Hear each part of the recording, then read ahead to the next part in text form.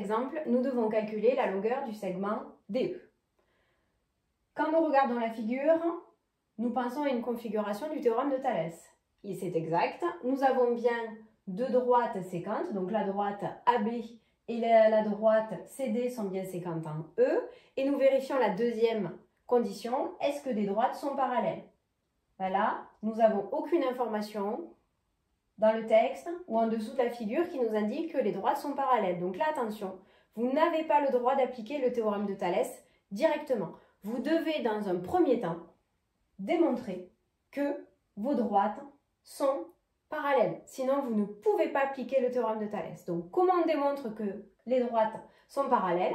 En utilisant la propriété que nous avons vue en 6e, qui nous dit que si deux droites sont perpendiculaires à une même droite, alors les droites sont parallèles. Et donc là, vous voyez bien que nous avons la droite AC qui est perpendiculaire à la droite CE et nous avons la droite BD qui est aussi perpendiculaire à la droite CE.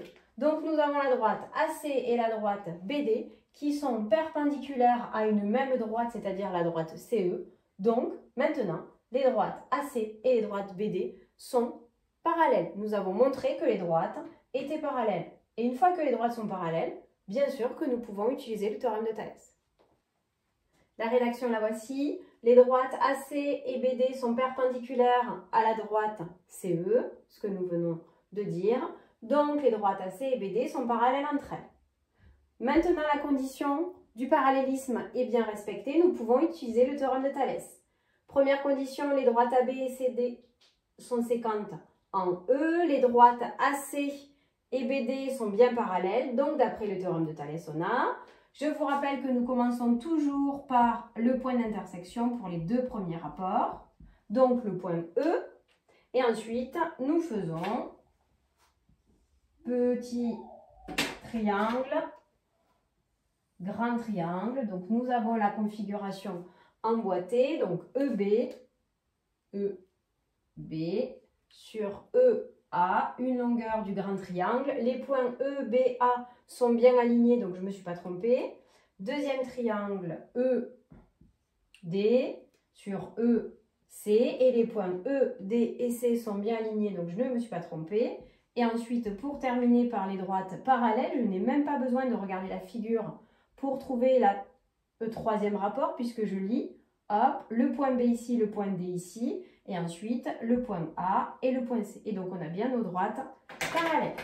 Je remplace par les valeurs EB 4,5, EA 12, ED, je ne sais pas, c'est ce que je cherche, EC 8 et ici, je ne connais aucune longueur. Donc, je vais utiliser ces deux premiers rapports puisque ici, je ne connais pas les longueurs.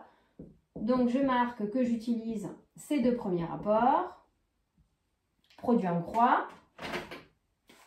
On peut faire la croix pour CD. 8 fois 4,5 divisé par 12. Et ça va me donner la longueur du segment ED. Donc, ED égale, j'écris 8 fois 4,5 divisé par 12.